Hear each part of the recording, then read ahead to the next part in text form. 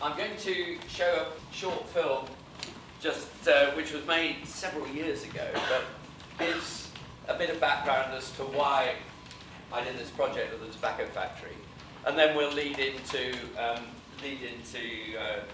more general things about the high street and the arts and their contribution. But this is where I come from, so let's start the film, and I'm going to talk over it. Lower. Yeah. I bought the tobacco factory in 1994. It was pretty challenged, this area then, and I do remember if you left your car overnight here, you were likely to have the windows broken. All the windows on the ground floor of this were broken. It had been vandalised internally, but it was part of a much bigger project.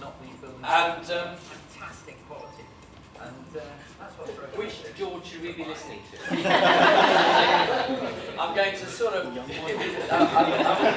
I will talk over it when I feel it needs talking over. Okay. 5 years after opening the theatre, we opened this cafe bar. That really. So it actually took me a year or two to get the theatre even used as a theatre, and that was started because Show of Strength run the road. They moved into the centre of Bristol, into the centre of Broadmead, found that was a pretty dire place to be, didn't you, Sheila? And we had a discussion about Show of Strength coming here. They made an application to Arts and Lottery Fund. No, not to Arts and Lottery, to Sports. Sports and the Arts. Sports and the Arts. Football pool fund, basically, and got some lights and painted the place black, and that's how the theatre started. And your first show was the Wills Girls. It was a journey to Bristol. It was a and journey it to featured Bristol. a red-trousered philanthropist. It did.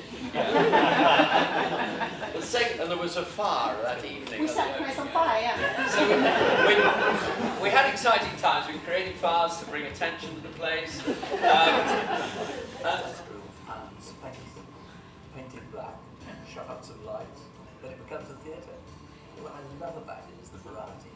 Everything from the traditional Shakespeare to... Anyway, the thinking behind it was, this had been the heart of the community with another 750,000 square feet. This is only 45,000 square feet. So this was a relatively small proportion of this huge industry, the tobacco industry. Bristol's famous for its killing industries, slavery and tobacco and armaments, and we built our fortune on killing industries. But actually, the Wills family became also its biggest benefactors and put a huge amount back into the city in terms of the university and the arts and heritage and those sort of things. That, of course, is wonderful. Andrew Hilton, who started Shakespeare at the Tobacco Factory. And the great thing about doing a project like this, it was, let's just see what happens. And I think that's a really important, it took 7 years to put this project together because I didn't have the money.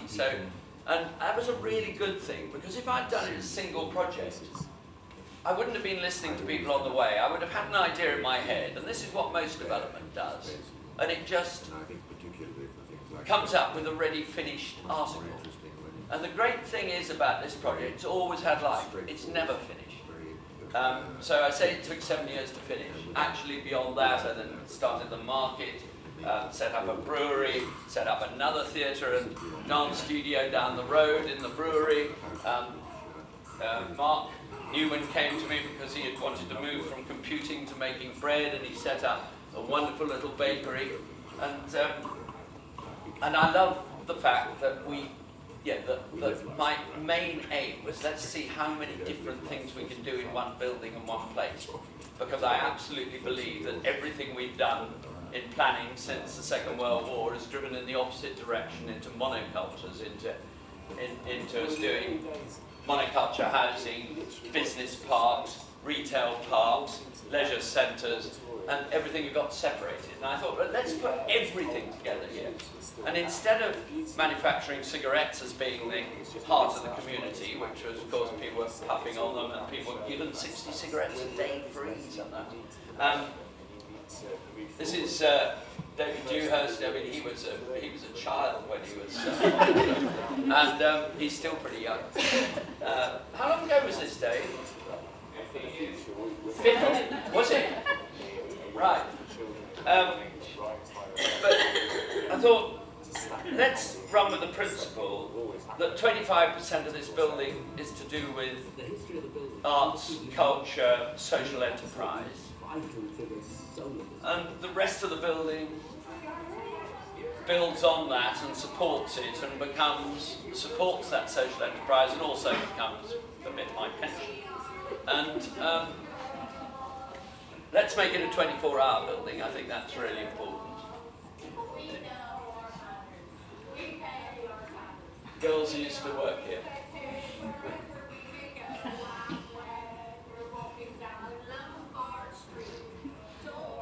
They always used to sing this in the factory, and I got them. They just turned up when I happened to be there one day. So the really important thing about Sheila and Show of Strength putting on the Wills Girls as the second show, which was a brilliant play, is that it brought people into this space, and it wasn't anywhere near as posh as this. We didn't have seats, you know, it was really rough.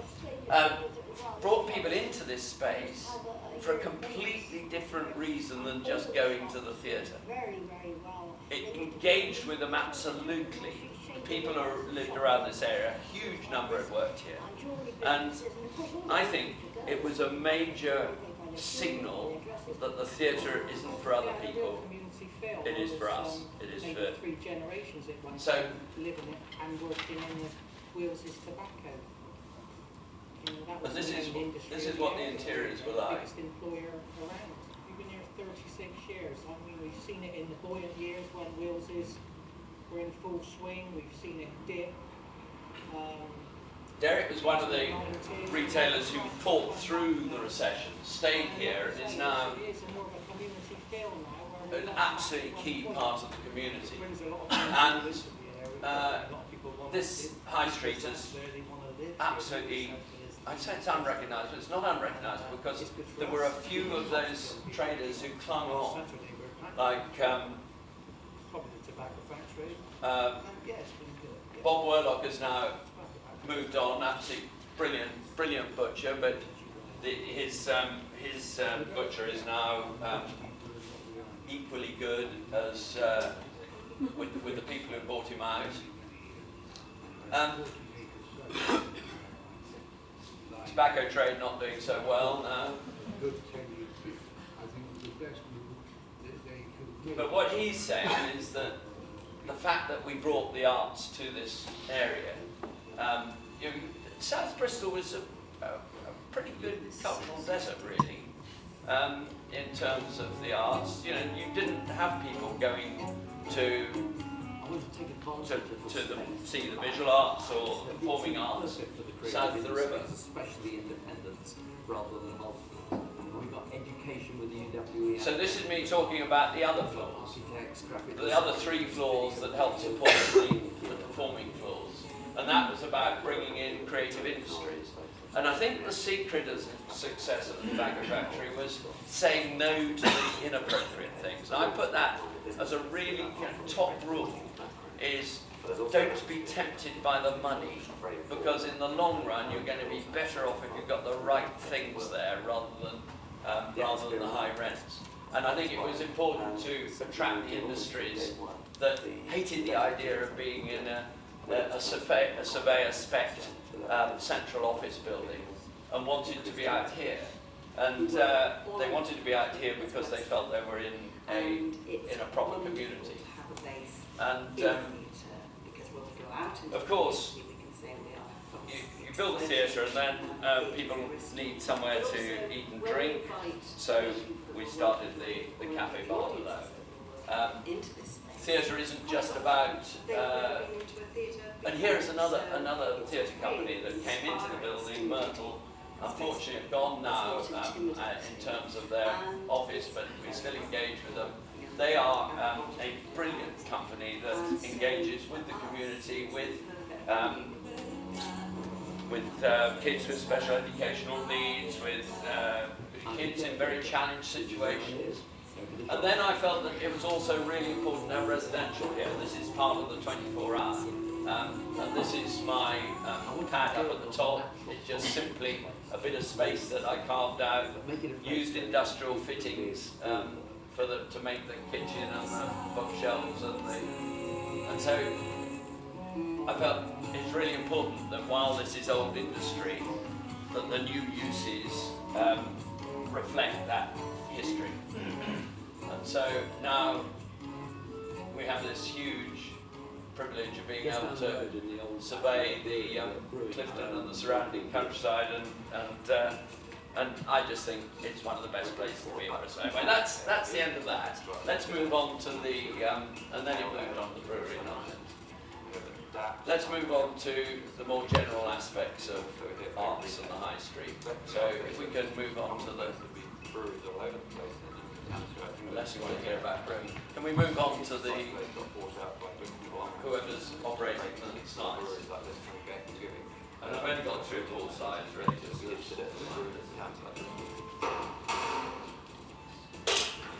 And I don't separate all these uses. I think the trick is the rich mix. So I think if you're too precious about it, it doesn't do that trick. I think it's really important that you rough it all up, and that you're very flexible, and that you react to demand but not too much in order to be able to say no and yes to the right things. And if you see something flagging in the building that's not working for it, you encourage them out and encourage somebody else in. And that has very much been the theme.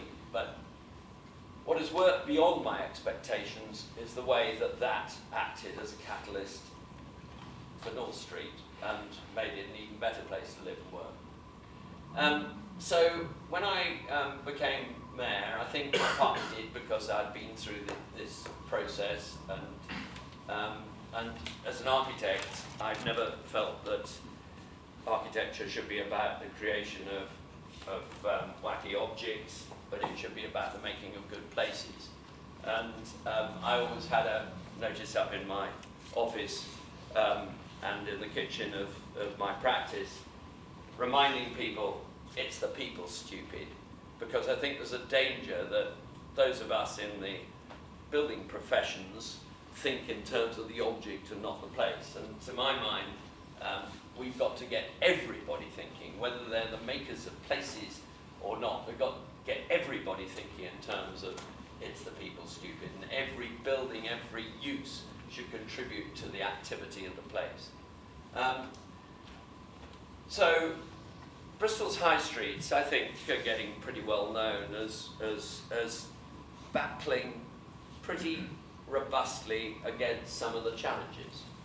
We know the big challenges are the big nationals, the 4 big supermarkets, the internet shopping.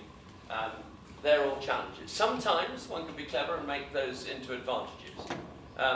Having the little Aldi here, not that little, you could say is an advantage in that they do provide a car park for 90 minutes, but this is a warning, if any of you parked in there, get out within 90 minutes, otherwise they're very good at sending you some very threatening letters. And I think that there is a possibility of those big multinationals and the local high streets working together intelligently. But I'm really quite proud of the fact that when Bristol has a riot, it's against Tesco rather than against other communities. And I'm very proud of the fact that I think Bristol is now seen as being remarkable for the strength of its independence and its independent high streets and its independent currency And I think that gives Bristol a real character. That helps us fight back against the clone town syndrome that I think we've all been very fearful of. I'm very proud of the fact that Bristol, that used to be very restrictive about its market policy and saw any market other than its own market in the heart of the city as a threat to it, and now takes the absolute opposite view, is that if there's a case for a market, do it. And basically I'm encouraging anybody to set up markets in streets, and I think the retailers are now realising if you do this, because there was fear from the retailers too, that if you do this, this enhances their retail and their street. So the more we can bring activity into the street, the better. And it's great when you add to that arts activity, such as Show of Strength do with their wacky acting in shops and shop doorways and streets. And so I think literally now, we don't just rely on the arts being around or being in the shops. I think the arts now become part of the scene, and I think a good city is one where you literally have dancing in the street. I first saw dancing in the street in Havana, and I always thought, wouldn't it be wonderful if in Bristol people feel that they can dance in the street? So I think, that's my aim always, is to get streets as playgrounds, as theatre, as something that is so different to your shopping centre. And so I think doing everything one can to express that difference, we can move on, to express that difference from the dire experience of big car park shopping, such as you get in the out-of-town shopping centres, the better. Everything one can do to make the high street a family experience, a whole family experience, rather than just a shopping experience, so much the better. I'm going to bring it to an end with these 4 slides. Connected, yes. I think the great thing about the high street is that it's local, enterprising, encouraging people into the high street, small businesses, getting small business and arts organisations and community organisations into the high street as well, being creative, as I've said, and being following the green theme in all we do. I think there is something wonderfully, naturally, environmentally sensible about the high street. We can trade locally.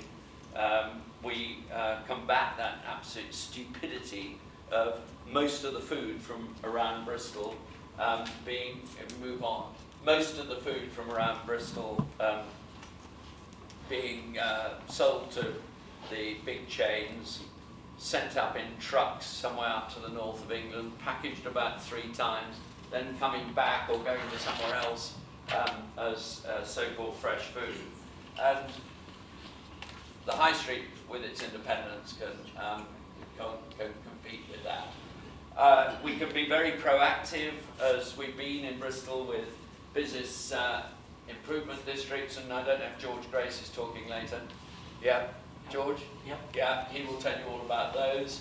But they have been a wonderful tool with a very, very small increase, voluntary increase in the business rates, of bringing some special things to the high street, including the arts. Next. I talked about the Bristol Pound. I'm a great fan of the Bristol Pound. I now take my salary in them, and it gives me great incentive to go to the places where I can eat and drink, buy a bicycle, or whatever it may be, with Bristol Pounds. Now, that may seem like a bit of fun, but it's much more than fun. Every pound recirculates within the local independent economy is worth about 4 or 5 times the pounds that we spend in the big shops that just get sucked out of the city. And so that's a really important signal, and we're getting more and more people now taking them. Markets I've talked about, business startup toolkits. Jason Thorne, who's here, who works with me in the City Council, will be able to enlighten you about all those aspects. Next.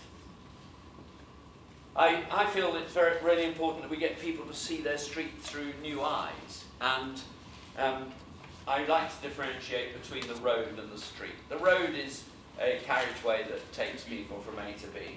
The street, of which there are many more than there are roads in the city, are the hearts of communities. They are places. They shouldn't be dominated by cars all the time. And I've made a point of saying, let's do something special on a Sunday. Sunday has become too much like every other day, and this is not a religious point. I think that it's really good that we have a different pace one day of the week, and that every street should recognise that different pace. Not become a dead place, but become another place. And so Make Sunday Special is a programme where on the 4th of May this year, it's restarting again, that once a month we open the streets to people. I think we need to change the language. We're not closing streets, we're opening them. And that language is really important. And we're opening them to activity. And in the first year, I threw quite a lot of activity into the streets to attract what became thousands and thousands of people to this event in the centre of the city. But I would like it to become a much more natural thing, and that things bubble up from the businesses around who have benefited so much. The people who were fearful of it, who told me that it would never work, who now plead for it to happen again. And I think sometimes you've just got to have the balls to do it, rather than rely on a load of surveys telling you whether you can do it or not. And I think suck it and see is a really good lesson for making high streets a better place. I've talked about food. We in this city have a food council. We're really keen on getting the whole of the city region, and we are a city region, and we should be much braver about promoting ourselves as the Bristol City region, even though a lot of that's without the city boundary. But we should be working much closer with the local producers so that they become much more evident in the city, not just in the markets, but all in the shops. And also to encourage active transport, so that people are actively walking and cycling, as well as using public transport to our residential areas. And I get a lot of stick for trying to bring in the stick and the carrot and stick process of improving the city. But what I'm absolutely clear about is there is fear of change. There's always fear of change, but generally when you've changed to that new place, that people wouldn't change back again. So again, you need to be able to have the courage of your convictions and deliver and allow people to judge on the results, because you can be absolutely sure that shopkeepers, some of them will say, oh, if you don't allow the cars to park for free, we will never get any trade again. And they're wrong, they're always wrong, and they will always say. So instead of seeing the internet as a threat, to join up, and I think there'll be more talk about that, so I won't go into that, but there are schemes now where people are being able to offer the same as the John Lewis's of this world as a high street rather than just as individual businesses. And of course, I think we as a local authority have a great responsibility to promote all the schemes that are going to help small businesses with their rates. Doesn't mean I can give every small business rate relief, but certainly we can to charities, not-for-profits, and that includes some arts organisations, and there is 100% relief for small businesses with under 6,000 rateable value, and going up to 12,000, and then there's the new government scheme of 1,000 back if you on the high street with with rates under a rateable value under 50,000. So it's amazing how people don't take up these things, but they're really important in terms of encouraging the sort of businesses, the sort of mix that is required on the high street. So I'll leave it there. Just get the message that the city here are absolutely determined to support the high street. Some people get the other impression because I have to drive through strategic measures which people get blinkered about and only see it from a narrow point of view. And so it's always going to be a mixture of getting the strategy right for the city, but the local initiatives growing up from the local area. And I'm looking forward to hearing more of the conversation